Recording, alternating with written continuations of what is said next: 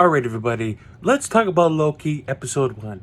Now before I talk about episode 1, please make sure to hit that follow button and leave a like. I would greatly appreciate it. Alright, so basically Loki is not the Loki we know from the MCU. He is from the Avengers 2012 timeline. So when the Avengers did go back in time and they kind of messed it up, and that's the Loki we're dealing with. So basically, you know the story, he grabs the Tesseract and he disappears. We don't know where he ends up, okay? He ends up in the desert, and guess what? The TVA show up, bring him in, and gotta lock him up because he's a variant. So he's creating a branch in the timeline. And if you watched and remembered Avengers Endgame, the Ancient One was talking to Bruce about it, that you take one Infinity Stone out, a branch of reality is gonna start. So Loki gets into the TVA, and he's obviously, like every prisoner, I refuse to go in, I am not guilty, yada yada yada, but he's guilty. So when we get Agent Mobius, played by Owen Wilson, holy crap, I never thought this man would ever be in an MCU movie, or show, I should say, because technically it's a show. But when he showed up, I was like, hey, there's my boy, Mr. Cowboy. I love in any movie he's in, I love it. And Tom Hiddleston, oh, my camera's a little jumpy.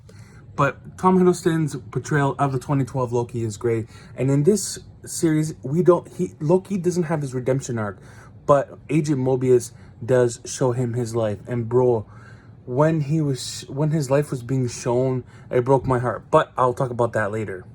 So Loki tries to escape and he grabs the Tesseract. But when he opens the drawer, he found a whole bunch of Infinity Stones. And in the TVA, the Infinity Stones are useless. So basically, it was a little joke that Marvel did, because the whole first arc of stories was the Infinity Saga, but when he grabbed the Tesseract, it was useless because he tried to use it, which was pretty hilarious.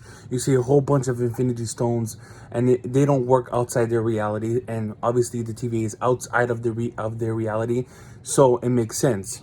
Later on, the story goes on. When Loki gets into the TVA at the beginning, they explain the whole timeline. So there was a secret war back in way thousands of years ago that had different realities fighting for one, but then the timekeepers kind of made on one, and they tried to prevent other branches from happening, which was a pretty cool thing to see.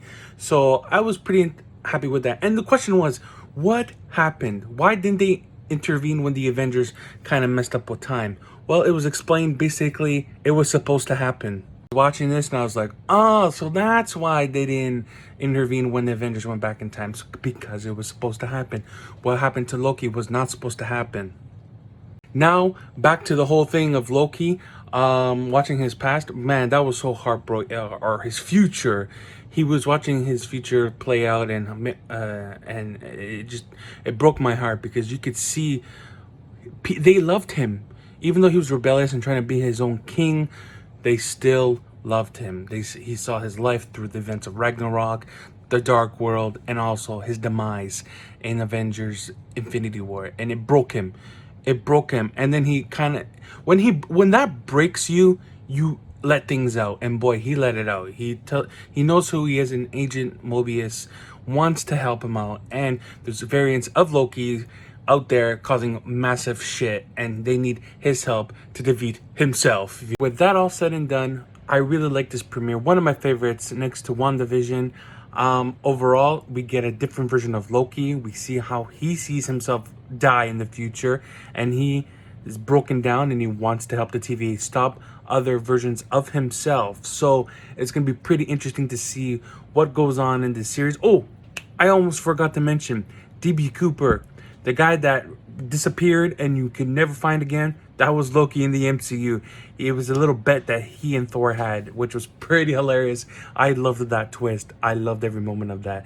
So overall, like I said, I love it. I would give it an 8 out of 10.